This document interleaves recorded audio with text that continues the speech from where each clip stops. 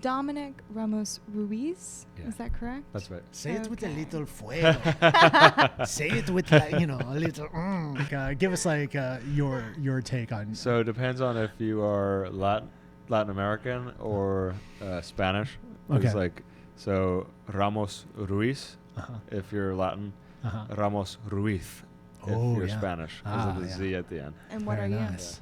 Well, we spent a lot of time in Spain, so it just kind of, it toggles. No. But it is a funny thing because, like, my family's Mexican, and I didn't have Spanish as a first language. So, and I learned it later in life. I'm still learning. But when I go back from Spain and I talk to my family, I have to, like, make the effort to switch back, because I compare it to, like, if you went to London for like a summer and you came back speaking to everybody in a British accent. That's kind of like me coming from Spain and, like, talking to my family in, like, Castilian, and they're like, who the fuck are you? No doubt. No doubt. It's like when Ashley comes back from North Carolina, it's like, hey, y'all, well, where are we going today? I'm like, well, excuse me?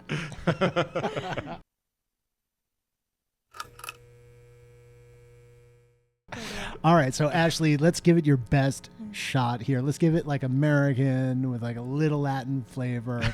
Who is our guest today? Who do we have here today? Yes, we're welcoming Dominic Ramos-Ruiz. And he is the founder of Citizenry.ai. .me. .me. Okay, but Or or is the .nyc, is the audience global?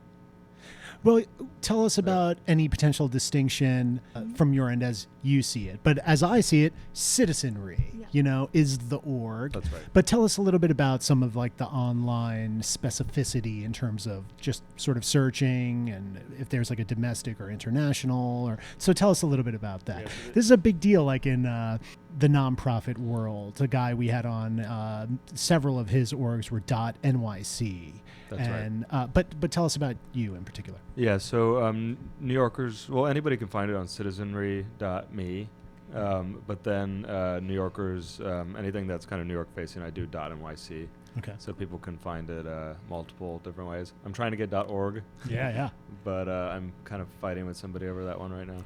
It is a thing, and we've discussed that on some past podcasts too, that securing the .org is kind of a deal, or perhaps even for some people, a big deal, right? Yeah. All right. So what is Citizenry? Yeah, so Citizenry I like to call a dating site for civic life, and I make the dating reference because it works in similar ways where you sign up, you create your profile, and you sort of map out what you're looking for and how you're wanting to get involved in the city is really the premise. And it uses similar sort of underpinnings, algorithms, and AI now to match people with the right causes, the right events, the right opportunities, all through the lens of civic engagement, and civic being broader than what people tend to assume it's about, like politics or canvassing. It's actually completely non-political. It's more focused on social, local social impact causes, whether you're interested in homelessness or transportation, bikeability, whatever it might be that sort of inspires you or pisses you off in the city. So a little bit of both usually. A little bit of both, yeah. Do I have to make a profile with photos of me on a boat in my ski gear? Do I have to list my height? No fly fishing photos. Yeah. Okay. Good. You can put a photo if you want. What is the process if I find Citizenry online? Take me through how I get onboarded, so to speak. Yeah, so you go to the site and you click start your journey, and it immediately just asks you some basic questions. First about where you live, because it is very place-based, the platform, and it goes down to the zip code and neighborhood level to try to give you the most immediate and approximate kind of opportunities. And from there, you then can go deeper and deeper, as deep as you would like to go, depending on how deep your sort of needs and desires and your journey is. And that's when it gets really interesting, because it starts asking you about things that would improve your quality of life in New York, which things frustrate you, what might be missing that could be really enhancing to your life if you only found a way to it. So you can answer, I think now there might be upwards of 40 different questions. Wow. And the more you answer, the better and stronger it gets at personalizing your experience. Very cool. What are you thinking over there, Ash? Yeah, tell us about some of your successful matches. Yeah, so I've seen a lot of interest with retirees, and retirees have been kind of where my success stories, my earliest success stories have lied. And one example is a banker who kind of spent their whole life banking and clocking in, clocking out, and they are now in a moment of considering retirement and hadn't really given much thought to it. I think it's something that for some people, at least from what I've heard, it just happens, and you're like, oh, sneaks wow. up on you in a way. What do I do with my time? What do you do with your time? You have all of this time, knowledge, expertise, and often following a successful career, money as well to contribute toward a cause. And so helping map people to boards has been something I've had success with. But that journey is, you don't just show up and join a board.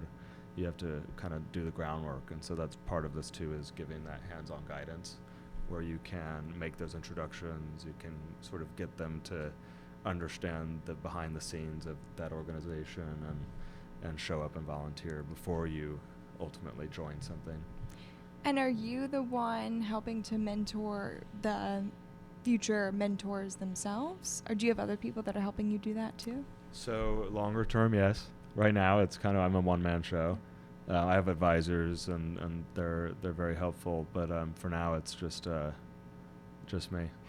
What does your day-to-day look like? One thing that sounds really cool about it is, maybe you're doing what looks like computer work. You're in front of the laptop. Maybe you're, fixing the website bugs. You're just dealing with general techie stuff, right? Yeah. But then a lot of it potentially pulls you out into the world. You're meeting with individuals, organizations, maybe venues, nonprofits, and then probably doing the stuff, like probably getting out there yourself. So Take us through maybe like an average day, and then maybe a not so average day where maybe you're like, wow, I just did a lot today. That was crazy, and probably fun, maybe a little tiring, but probably good tiring, right? Yeah. No, every day feels like a day well spent. It is much of, I'd like to be doing more of the latter, like being out and about and with people. And I think that certainly there'll be more of that with time. Right now, my days look a little bit more boring. It's really just the coding and the technical stuff, the bugs that you mentioned. Because I'm not a technical founder. I don't have an engineering background. I definitely don't have a coding background. But today with AI and all these tools, I was able to do it. But what that means now is it opens up so many other things that you have to do every day and look after and tend to. So most of my days, I'd say half, if not more, are devoted to the tech and improving it and refining, iterating every day. And then what's left then is focused on really the one-on-one, the being out in the wild and trying to get more people involved.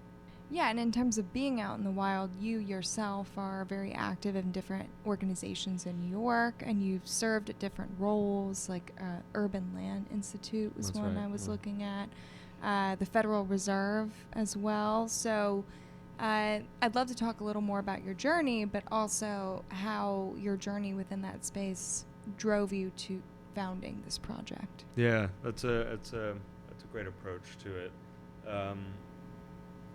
Where do I start? So on the nonprofit side, having been involved, that informed a lot of my experience for sure.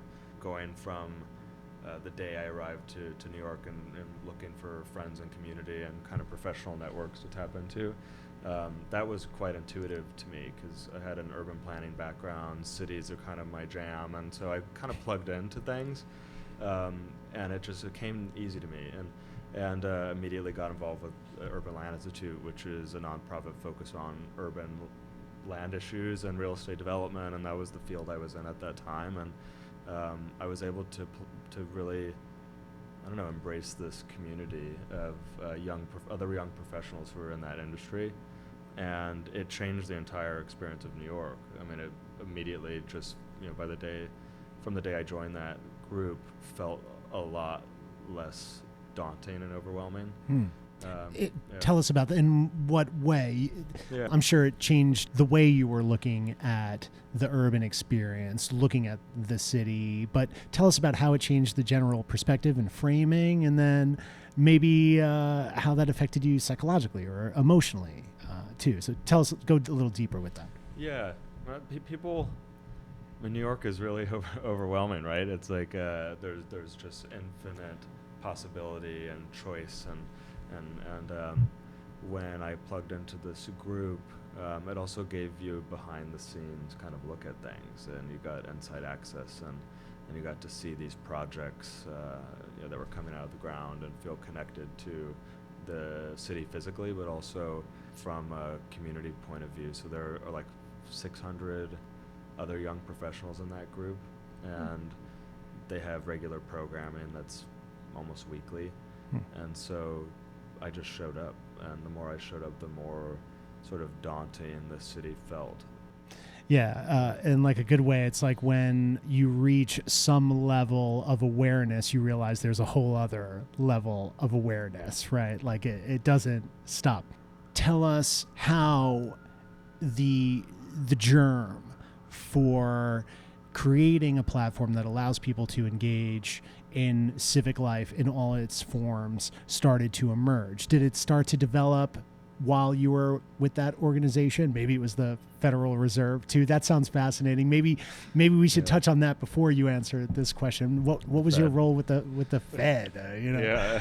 and how are we doing right now? Are interest rates okay? No. Let's not go. Let's get it. Yeah, that I can't speak for. Yeah, I mean, that was a weird moment in my career. I mean, a good one, like a good weird and nerdy.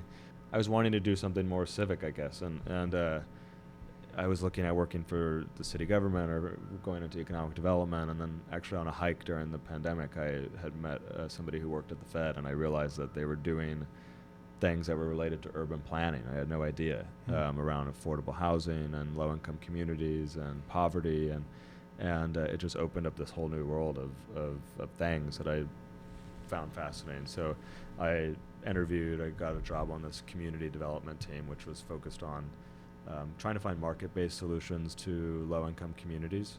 And so they had different pillars around housing, around economic upward mobility, and convening. So it was a very like convening forward role where we just kind of, using the convening power of the Fed, were able to bring people into that room who otherwise wouldn't meet each other, which was fun. But it did inform a lot of, that was a pretty formative moment of seeing that there was a technology kind of opportunity, like a technological opportunity to create a bridge like that, but for even, an even greater amount of people. Just a quick interjection here, Ash. Part of me tries not to lean too much into COVID, because I think to some degree we all want to be like, oh, it's back there in the rear view.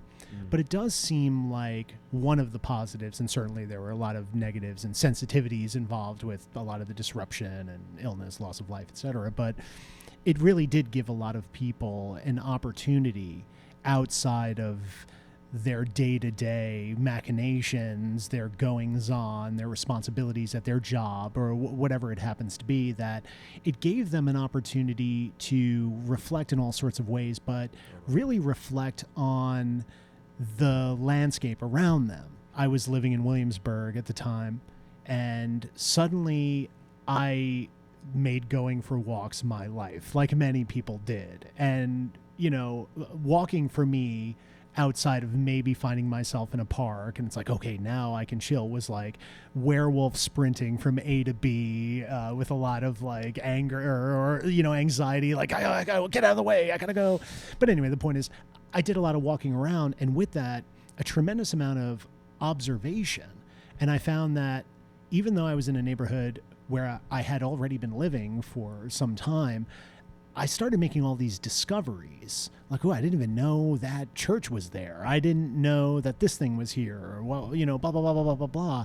It brought me into closer contact with the bones, the architecture, the landscape, from the green spaces to what was just sort of happening on the streets, what's happening with construction, stalled, Right. operational, moving forward or not. So I'm just sort of pausing to reflect on that. You must have been also looking at the landscape in a different way. And if you already have that expertise, if it's already your jam, to quote you, it probably cranked that up even more, which was probably exponential in terms of like, if I'm having that experience and you already have some degree of expertise and interest, it probably turned that way up for you. It was almost perhaps like you couldn't escape leaning more deeply into where you are now. So I don't want to put words During in the your pandemic. mouth. Well, like Yeah. meaning the pandemic pushed you even further. Yeah, I definitely would agree. That's a good observation. And I think the other thing that came out of the pandemic was just an observation around how people were feeling at home, and the anxiety and the sort of paralysis of not being able to do something, because so many of us were just living our lives through our television screens and through our phones, and not feeling like there was anything that we could do. Like you're just watching the world unfold, and just hoping that the public health system and that the politicians would figure it out and that you'd be okay. But coming out of the pandemic, there was that longing again for connection, for community, for things that maybe were neglected and that people had reflected on and wanted to seek coming out of the pandemic: community, belonging, feeling rooted again in the city. And that's really where that spark came, because a lot of conversations that I still have every day, but really ramped up coming out of the pandemic, is I want to get involved. I think the political elections obviously have a role to play. Those are very cyclical, and people wanting to get involved around political elections too. But just generally, people are like, I want to get involved, but I don't know where to start. And in New York City, when there are 40,000 nonprofit organizations and museums and all of these cool things that you pass by every day, when there are that many, it's hard to navigate. So that just seemed like an opportunity, and that's kind of where it started. There's both the technical challenge that is about matching people, but there's also the cultural challenge. And I think the cultural challenge can be broken down into just generally volunteerism has been going down. Right. Younger generations, for different reasons, are not out there as much within the nonprofit world. We're working with a group called the Southampton Cultural Center to do some support with their programming this summer. And it's run by a very amazing woman who's been doing it for, 20 or 30 years. And her main observation to us is the younger generation is just not around. And they're not aware of the programming that's going on there. They're not aware that they could be utilizing it themselves for a different sort of arts production that they want to do. And they're certainly not volunteering in the way that it was when she was originally around within the organization. And that's just one example, I think, of many. Many. So there's that culture of volunteerism that I'm curious, what is your thesis? How do you really address increasing people volunteering? Yeah, I love that question. And I think it goes back to what people are ultimately looking for, and that's social connection. And I think that if you can show these social benefits, and you can lead actually with that sometimes, rather than what the outcome, like the volunteering or the civic outcome is, that can engage people more, and that it's a way of it's a means of making friends and having fun. And that's why the museums, most of the cultural institutions actually do quite well, because they have an easy entry point where you can join a patron group, and they have great opening receptions, and it's like heavily programmed, and but it does get to a programming sort of thing where you have to have consistency in programming and social forward opportunities that can be the gateway to getting people involved. And then with, I guess, a younger generation maybe being harder to reach, I think technology is worth utilizing more and leaning into more. And nonprofits and cultural institutions are always kind of the last to adopt some of the new technologies, and I think AI has been different, where there's so much benefit of using it that I think that transition, that adoption is going to be a lot faster than other adoptions. And so I think that's how people will have to reach each other, is by reaching people who are digitally native by things like Citizenry, where you do have, you're meeting people where they are, and they're often on their phones. Yeah. We've been talking about this with our thing, where you see a lot of people moving away from a lot of established social media platforms. Like after the election, I completely deleted X. All right, Yeah, I'm not me too. virtue signaling. All right, I'm not like, oh, I'm special, and but I was like, I put some articles out on there. I didn't have a crazy following, but it was something I felt like I had built. And there was a moment of pause, like I can't abide some of the salutations that the current owner threw up. Like there was a brief internal conversation, but I had to say goodbye. And I would imagine a lot of people bailed there too.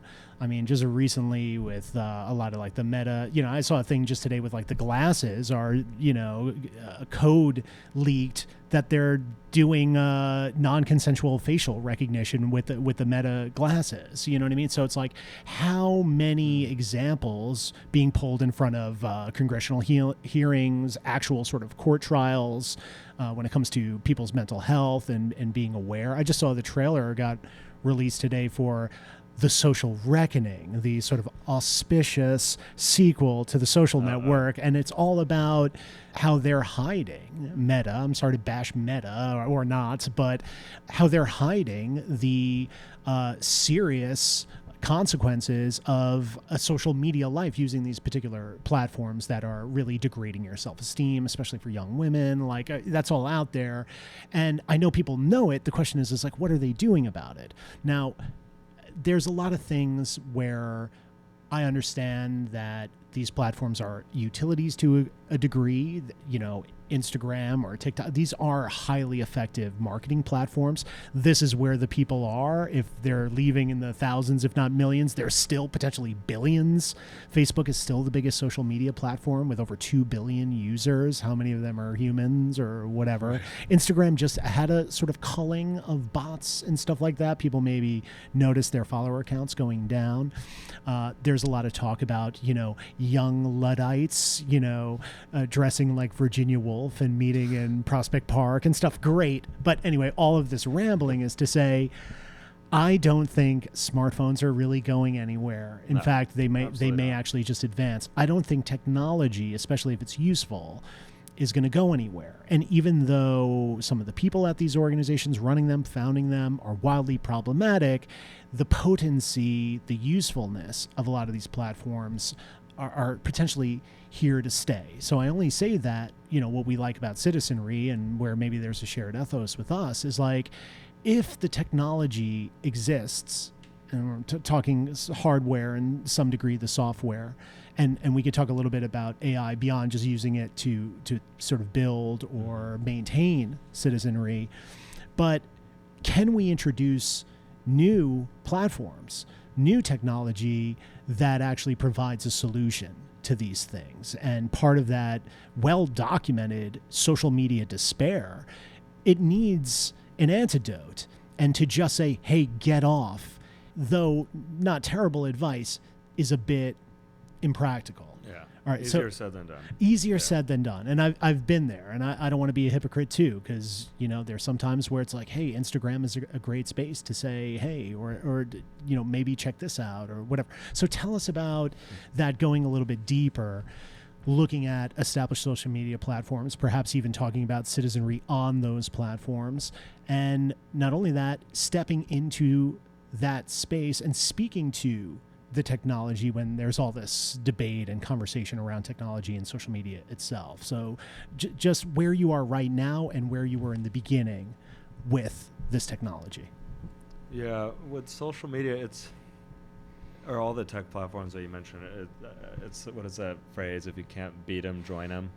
And I've definitely sort of leaned into that of developing another tech solution, and the biggest challenge is now you're competing for attention, and those things have bought so much attention, and it is hard to get people off of them and to try something else. So that's one of the biggest sort of challenges with this among any other new platform is once you've adopted one or two, it's hard to adopt another one. So you have to make it like a real utility that's useful to their life. And that's why AI was so quick to an uptick, because it became such a useful tool. Just overnight, you saw what it could do for you and how it could make your life easier. And so I don't know that Citizenry has. I mean, I hope that people see it that way too. I feel that it has that potential to make somebody's life easier, but would just make city life sort of more understandable and navigable.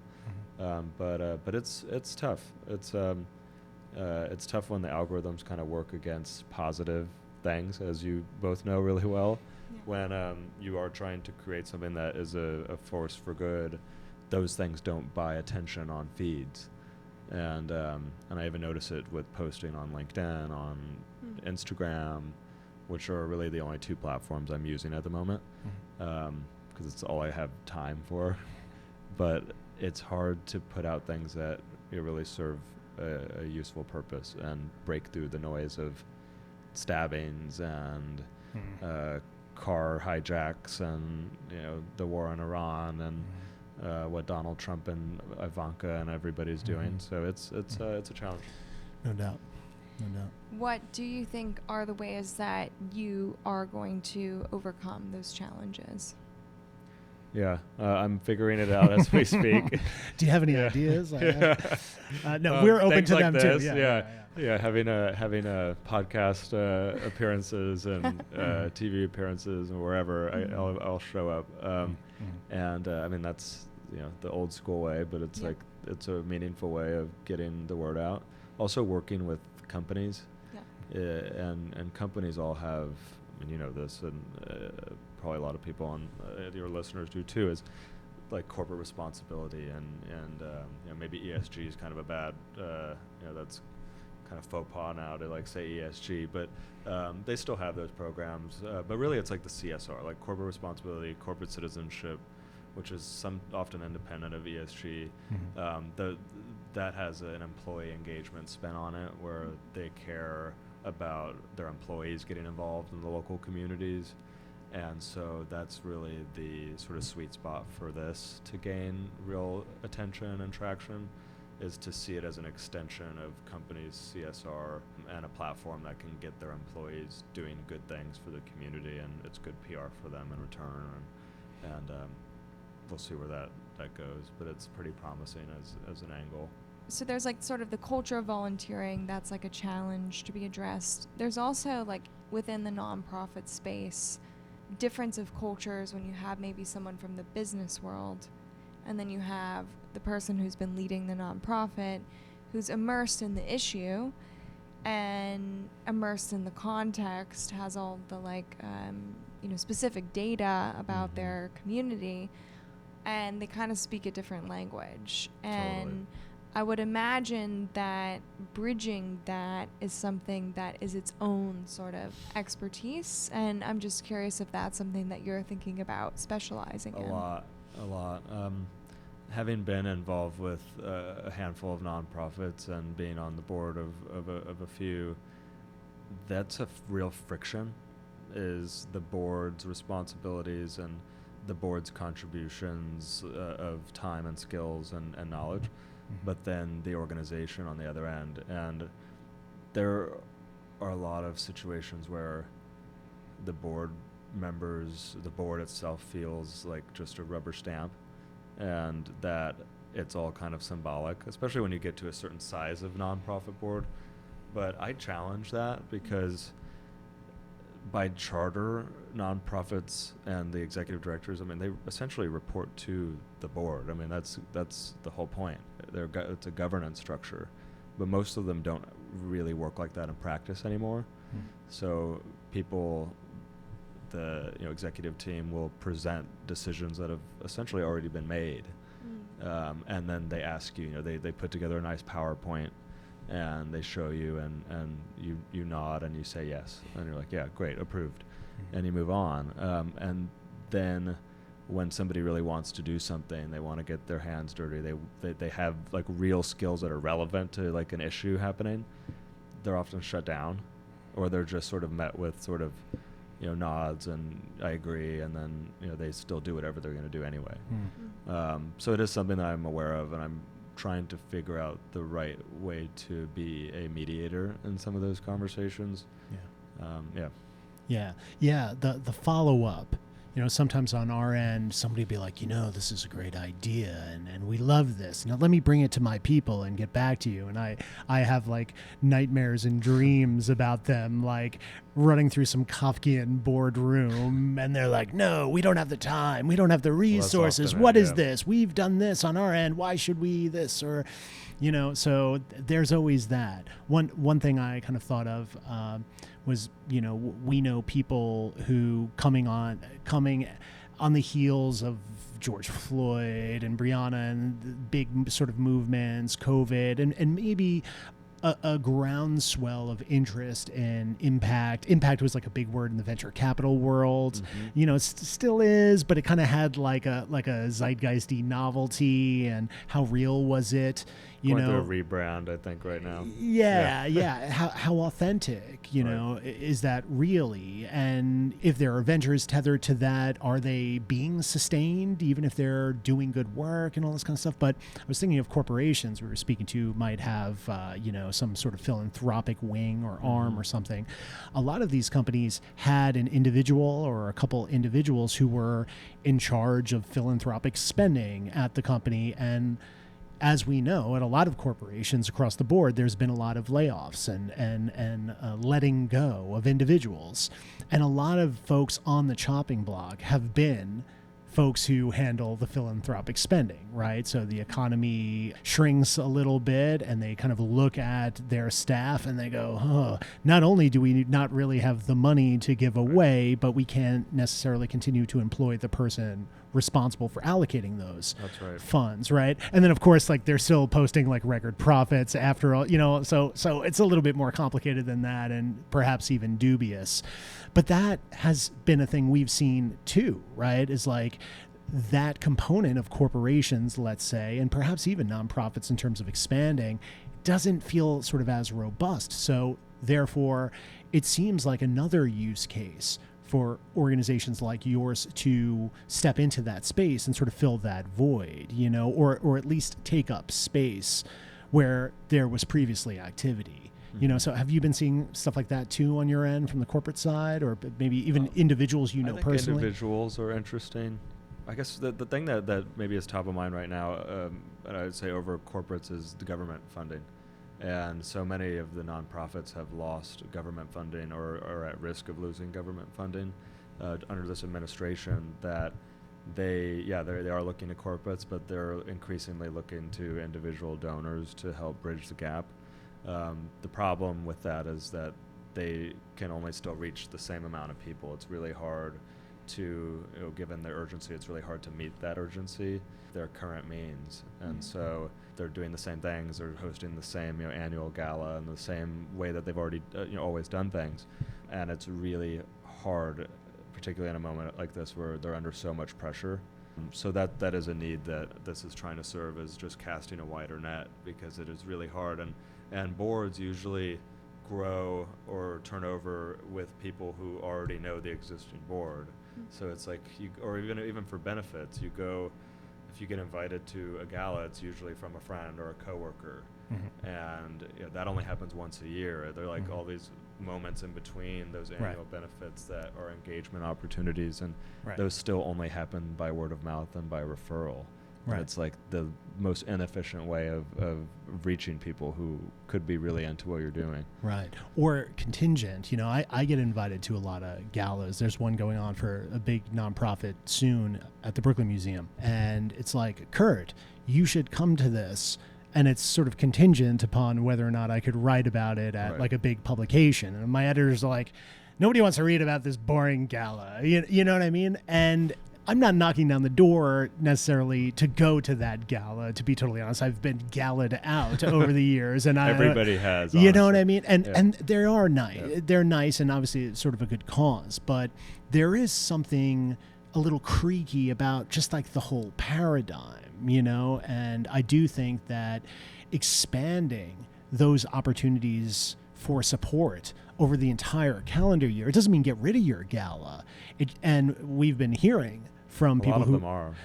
Yeah. but also even what they're raising from the gala, some of those numbers have been going down. I'm sure that's not the case across the board entirely, but that's certainly what we've been hearing. Is like we're not seeing the same sort of donations, seeing the same sort of robust turnout. Corporates have pulled back. And from a press standpoint, they're not really getting the press coverage. You know what I mean? And again, like if you weren't invited, it's like Art Basel Miami Beach coverage. It's like, no, I'm not going to write about this because number one, like who wants that kind of FOMO anyway, and is it really that interesting, So, and respect to the work, but the paradigm needs to be sort of looked at. You know what I mean? Don't throw the baby out with the bathwater, but you got to introduce some new stuff, 100%.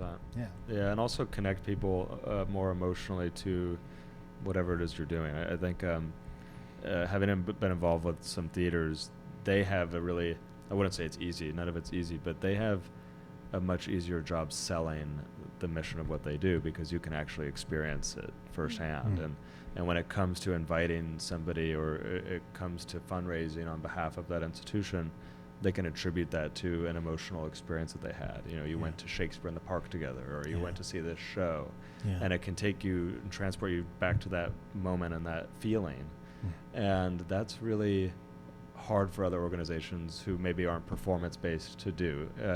So it's like, how do you connect people emotionally to what it is that you're doing? And it's very hard for other organizations where maybe it's a little more abstract. There's one that's not abstract, but that's harder, is like public space. So public space kind of was in that field for a little bit, and as universal as it is, and as much as we appreciate it, it's often a hard thing to fundraise for. And unless you invite other sort of layers to it, like the arts, and you start incorporating performances and programming. Yeah, So I'm thinking of like the High Line. Yeah, like and it they do a ton seems of like programming. their programming is great and populating with actual art and art objects and performance, but the thing itself can feel abstract. I remember I've been around long enough when they were raising money for it, and it was like, this is what it is, this is what's going to be, and the sustaining of it. I see them increasingly sort of expanding what it means to sustain a sort of public infrastructure art project like that. And, and I'm being sensitive as I can be, calling out sort of specific institutions. I think, whether it's the Berkeley Museum or the High Line, like these are serving communities in a way that I think is sort of truly positive, but I'm also sort of saying, can they expand? Can they look outside the box a little? Can they get beyond their own board? Right. They should be challenged in that way. I think, it's okay to sort of call them out and sort of put that pressure on, you know what I mean? From my perspective, at least. When you're going around, do you think it's harder to get volunteers or nonprofits on board in terms of your matching system? Who's harder to convince at this point? That's a good question. Nonprofits, not all of them are designed for volunteering, so that's really case by case, because some are by charter volunteer-based organizations and some aren't. And so the ones that aren't usually are more open to like skills-based volunteering. So if they have a specific need that they can't really fund on their own, and you can match them with that skill set that's needed to do that job, that can be a good match. But that takes a lot more work. It's not something that can be super scaled in the way that like a mass volunteering organization, where that depends on hundreds of people a month or a year. So it's case by case. But yeah, and it's just the difference between being designed for that or not. Volunteers are also, I wouldn't say they're easy, but it's also case by case for Citizenry, because some people are looking to volunteer in different ways. Like, they aren't necessarily looking to work at a food bank. They see volunteering as like mentorship, or even serving on a committee of an organization. So the definition of volunteering, or at least in practice, is really broad. And could probably be further expanded. Yeah. I think, myself spending a lot of time in the quote unquote art world, a lot of creativity, and even there, I would say a little more creativity, perhaps. We can get sort of trapped in forms and market demands and things like that, and various expectations of all sorts. But I think when if you were doing the Family Feud or something and say, name, your favorite volunteer activity, how deep would that list actually go for the average citizen? You go food bank, soup kitchen, park cleanup, and then it's like a lot of people are left scratching their heads. So it just seems like the same sort of creativity existing in sort of formal, tried and true creative spaces can be lent to or shifted over to civic and sort of impact realms. Like, we need more creativity to expand the definition of volunteering and what that could be, expand the definition of impact, so that's where, just my own pivot has been. It's like, we know what paintings and sculptures are, and in fact, I'm not seeing as much variation there as I would like to see for the most part. I can't even really listen to poetry anymore. I just see the sort of the structural form of it. It's like we need to blow open the tonality and the structures. It's like, so bringing that level of creative intensity and rigor and expansiveness into the impact space, so people who are like, I've went to brunch a couple times this week, and I don't know, I feel like I've seen every movie. What can I do? I don't even really know. So it seems like it's kind of like our responsibility, sort of collective, if we have this deeper interest, to expand that definition. So maybe finally turning it into a question here, what are some really sort of creative things you've seen that exist out there, or things you yourself created or are thinking about to expand that definition? Well, that's well, you both touched upon something. I think I'll try to weave it back into this, but of like when you mentioned the food banks, and if you asked somebody on the street, I think in New York, certain parts of New York, they might name City Harvest or the Food Bank for New York City. I mean, they're like the main sort of the main organizations. And important, by the way, sorry to interrupt you, they're like perhaps more important than ever. Food insecurity is a serious thing. There's a church right by us in Brooklyn where the line around the block every Wednesday today gets longer and longer. So I'm, people working at those things, or this is extremely valuable work, right? Not negating the work being done there. Right. Okay. Sorry, interrupting. No, not at all. And those organizations are often the ones who get the most funding, are the ones who are the most well known, obviously. But when you ask people whether they're wanting to fund, contribute, get involved in whatever way that is in a nonprofit, the same main ones come to everybody's mind, because you hear about them because they have bigger budgets and better marketing and PR. And so what I focus on, because I noticed it happening where it was the recommendation engine was like recommending Lincoln Center to somebody on the Upper West Side, and I'm like, well, that's obvious. And so I actually flipped it, and I hope hopefully this is like a analog to like social media too, and countering it is flipping those algorithms on their heads and prioritizing the lesser known organizations. So rather than Lincoln Center or the Met, unless there's like a real opportunity, like a really good match, like a program or something, it will try to prioritize the lesser known kind of smaller organizations who are doing really meaningful work.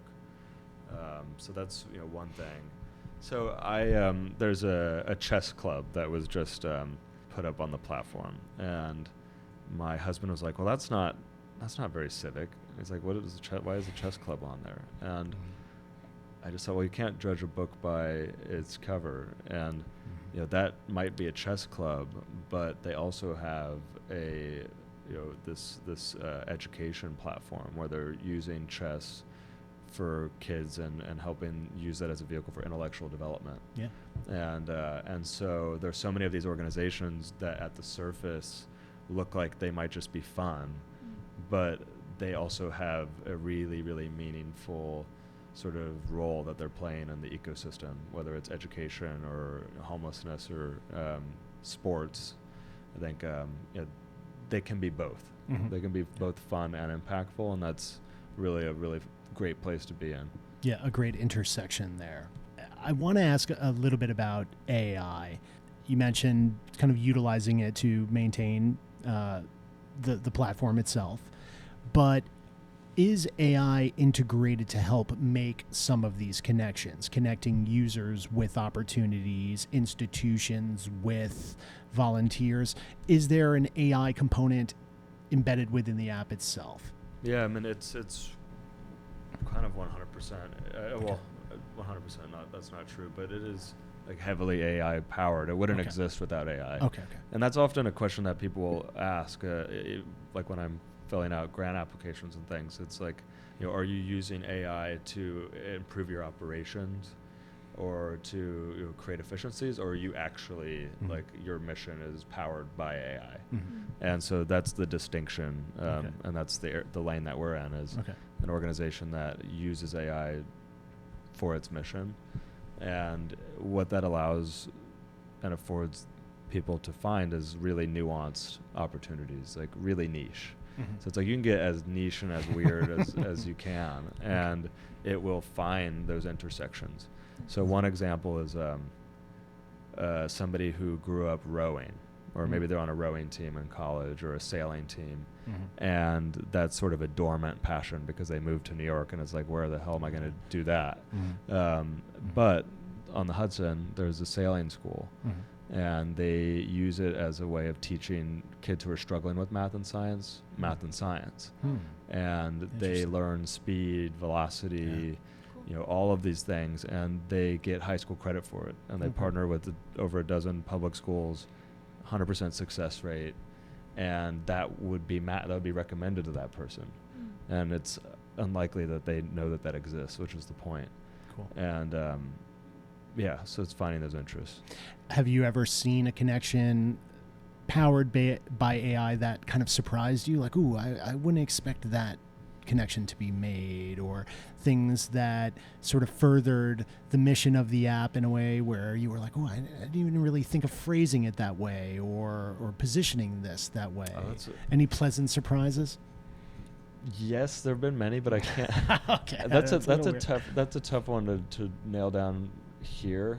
But I will say, like, churches are surprising, and this isn't a direct answer to your question, but I have been surprised by, well, I don't know, maybe it's just a reminder because I'm fairly secular, but that churches are a vehicle for so much civic involvement as well.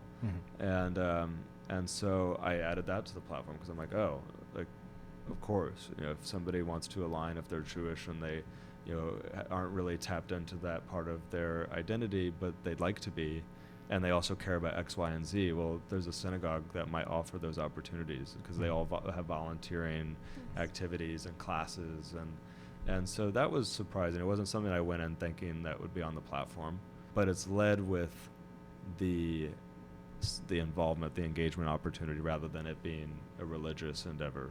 Somebody might say that they're interested in reflection and spirituality and they're Jewish, and it might find that intersection and recommend it, but it's not really recommending that they go to church. Right. It's recommending that happens when you get there. Yeah, maybe.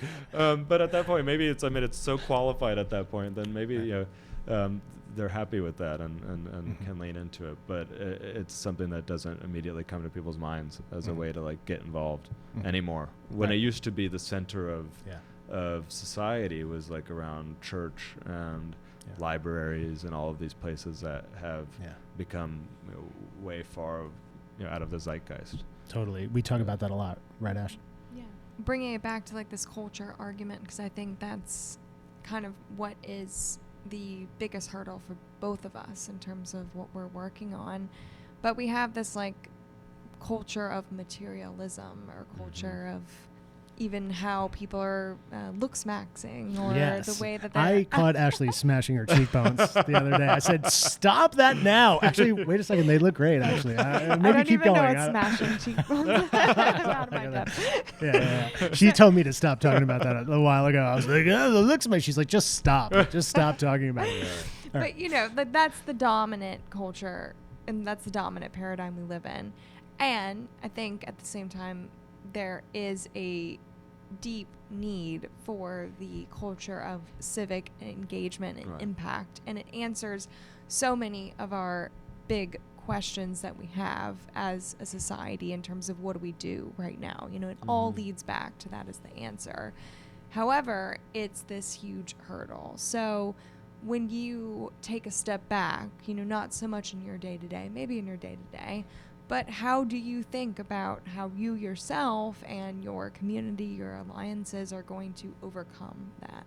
It's this notion that perhaps due to social media, which is very visual in nature, and also there's a lot of people jockeying for status simultaneously, that it creates a value set that certainly is incongruous with classic notions of what's happening at your congregation, whatever denomination you may be. You know, there was a sort of shared sort of ethos here, and that has perhaps moved to things that are antithetical in some sense. It's about looks, it's about status, it's about money, it's about these other things. And I'm not completely knocking nice things or whatever, but the values have shifted in such a polar way generally, right? And people might be listening and saying, not me, you know, in which case, you know, sign up. We'd love to hear from you. You know, where are you? What are you doing? You know, however, I think anybody I've been off Instagram for a while, since over a year, you know, and I still have it. By the way, they make it really difficult to delete that thing. You know, you have to. Facebook 10 years ago, it was so hard to get rid of it. It's hard to get rid of it. They've had like 20 steps. They're like, "Are you sure?" Yeah. And then you are you really like sure? Unsubscribe. You shut it down, but then you can log back in, and it's all still there. Yeah. You have to call Mark Zuckerberg. You got to get a hold of him. He might delete it. But anyway, what I'm saying is, when I go back on, I can feel now at a removal where I'm like, ugh, it's chemical. I mean, it does something in your brain, right? And that was the big revelation with Meta, and that it's actually addictive, which people knew and have felt for a long time. But now there's finally a court ruling that says, it is addictive. I don't know what comes of that now, but back to tying together what you're both saying, which I think plays into vanity a bit, right? And that a lot of what drives people on social media today is vanity and status and all those things, and being able to show that you went to this place and you did this thing and you bought this thing. And I mean, there's a little bit of that in philanthropy too. I mean, actually a lot. I don't know where I'm going to go with this, but like, I would say if you were not, like if it were prohibited to show your name with a donation, like if you were going to give $5 million to a museum, but you weren't allowed to have your name on the building, I think behavior would actually be different philanthropically. Like if every donation were required to be anonymous, like would people give as much? Yeah. And I think undoubtedly, I think the answer would be no, people wouldn't give as much. Yeah. Because they can't promote that they did it. Right. And so it's like, what's the point? It's like, why go somewhere if you can't take a picture and post it? Yeah. So helping folks on the street. You know, I think Jim Carrey, the actor, who's had some of his own sort of mental things, it seems like he's a little bit, you know, more in the clear lately, but, and maybe he's always been in the clear, but he sort of called people out. It's like, if you're going to help somebody on the street, don't shove your camera in the face and sort of post that photo. Like, what's your incentive really? Is it truly to help that person, or is it to virtue signal publicly? Well, and that's where it gets a little gray, because it's the outcome. Like if they are doing it, even if the motivation is sort of, I don't know, kind of bullshit. Yeah. If they are still making an impact, I think we'd rather have them doing it than not. But I agree with you. I mean, it's like a weird sort of tension there of like, you know, is it genuine? Is it not? Does it matter Yeah. if it's helping somebody? Yeah. And that's a whole conversation. I have in two itself. quick points. Sorry, jump in real quick just to make real fast. The first is, Mr. Beast raised a lot of money to build, and then later continue to sustain wells for drinking water in Africa. And he raised a lot of money, he did it, but he also turned it into content. And, there were a lot of people on the ground in various villages and communities who were like, thank you, Mr. Beast, for getting clean water for us. This is great. And then there was another contingency. It was like, this guy's just doing content and blah, blah, blah. So this exact question raged around it. My quick number two to this is, and you might know this, I don't, but there's a famous Curb Your Enthusiasm episode where Ted Danson donates money to some cultural institution anonymously, but he goes around the whole event going, it was me. And Larry's pissed. Larry's like, you're not anonymous if it says anonymous and you're telling everyone it's you. I'm so going to borrow this because this is such a good meme for my... Yeah, please. I'm totally going to borrow that. So I know for us at Good Standing, we are to a slight degree hijacking the virtue signaling impetus, which is like, if you're going to share your good deed socially, perhaps we can amplify that impetus to do that, if that exists. If there's now a paradigm of people helping people and then sharing that they are helping people. And by the way, I've teared up on the other side of some of these videos. I saw, this is just one of many, where a kid who's like a lower income kid in fifth grade who can't afford sneakers, his toes are popping out of it. The class teamed up and bought him a pair of sneakers. And there he is sitting in school one day, and, one of the students gives him the thing and he opens it and he starts crying and all the kids cry. The teacher cries, I'm home, I'm crying. So I'm not totally mad that content exists. It kind of moved me. So I think we know. This is like the classic thing, it when you see it, where you're like, ooh, no, I got the ick on this one. This one feels a little cringe, and this one feels kind of good. So it's like, what is the nature of your approach? Are you really doing this in good faith? Is it coming from an authentic place? Is there a little bit of like and subscribe involved? Maybe I'll let that pass. Yeah, people have they have the intuition and kind of to suss those things out. I think you kind of know. In your gut, like whether something like felt like it was intentional or not. But I think what you're saying is kind of an answer to your question earlier of how do you break through, and I think it's trying to actually make these things like more shareable, viral things, even if regardless of what they're for, to get that content out there of people doing good, because that's validation, it's gratification, it's all the things that drive us to social media already.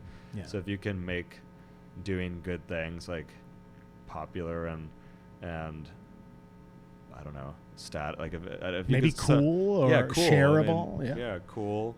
Then I think that would be a great benefit from it. But there's an element of curation.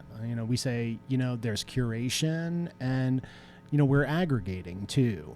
Well, I've said a lot and we're rolling up on an hour. I kind of want to know, I'm throwing out my last thing, but you can take it here as specific things maybe right now that you're kind of excited about, if you off the top of your head where you're like, oh, maybe we got this coming up and this could be cool. You could plug right into this. I'd love to hear about that. But maybe before you go there, Ashley, do you have a thought? You want to? Nothing? Yeah. All right. So what can people maybe discover on Citizenry right now? Or is it more like them going on and filling out that initial survey is the language you use? So you can get as deep into the experience as you want. I mean, there's a very public-facing, there's a big presence that doesn't require any sign-up at all. Okay. But if you want that personalization, then you can answer those questions and have that whole civic experience be highly personalized. I would say a lot of people are making summer plans, and for people who are spending a lot of the summer in the city, I launched this thing, which is the Citizenry Summer Edit, to borrow a page from fashion and brands, and that's a all summer long curation of the kind of coolest things happening in the city, from volunteer programs to free concerts in the park to anything that's sort of nonprofit powered across the city. So you can see that there's a movie night happening tomorrow or whenever at Bryant Park, or you can see that there's a volunteering event happening on Governor's Island that could be really fun. So that's probably maybe the easiest entry point for people. And it's also a good representation of what this is, because I think what I've sort of taken away from this is so much consumer products today personalize everything. You go to Netflix, Spotify, any of those streaming services, music apps, they understand our interests and they make that so easy and frictionless to like have a playlist or to know what movie to watch at night. But there hasn't been anything like that for actually getting involved. And so those are even maybe the greater analogs to this rather than a dating site is those services which have, Amazon knows exactly what you want to buy tomorrow. And so if you can use that and change it and make it a force for good, then hopefully that would excite people. So hopefully we can get more people excited. I love that. An algorithm for the citizenry. You know what I mean? To be a good citizen, Well, that was a good little wrap up there as far as I'm concerned on this side. I thought that was really nice. Thank you so much. Thank you. And I hope maybe we can kind of get out there and sort of team up. Do you ever get like a DM or an email from a love connection out there? It's like I met somebody at this event. Yeah, I have been getting those. I mean, those make my day because that's what it's all about. And somebody, because there's a way that you can provide feedback throughout the user journey.